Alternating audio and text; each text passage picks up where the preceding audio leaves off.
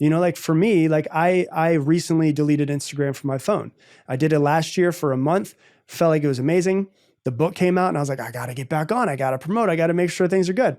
I recently just deleted it again. And now everything that I post, everything flows through my team. So it's not like it's just gone. It's just now I just happen to flow, everything flows through my team.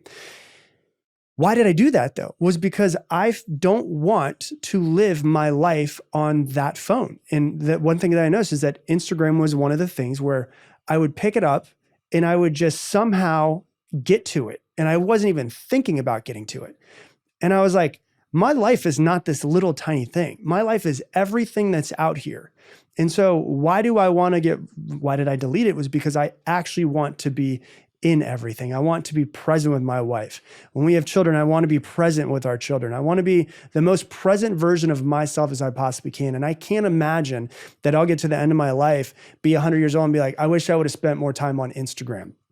I wish I would have spent more time watching Netflix. I've been addicted to all of those things. I'm not, above any of this stuff. But I started looking at myself and saying, like, is this helping me get to where I want to be in life? Is it creating more peace in my life?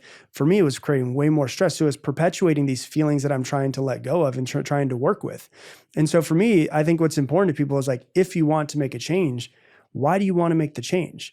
And for me, looking at a screen is not as important as actually physically being in front of my wife and giving her what she actually truly deserves, which is 100% of my attention. Because there's been times where I've not given her 100% of my attention.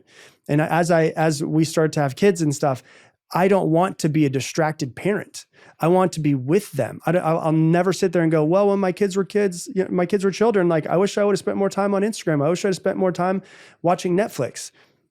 I just think for me, like the level of the place I'm at in my life is I want to be as present as possible because I've worked for things, I've climbed ladders, I've gotten to different places. I've realized none of those things fulfilled me in any sort of way. And this journey I've been on in the past, 10 years, 7 years ago, when we started talking about the Bhagavad Gita and I started meditating a whole lot more and getting into it, is I realized, oh, these things are bringing me peace.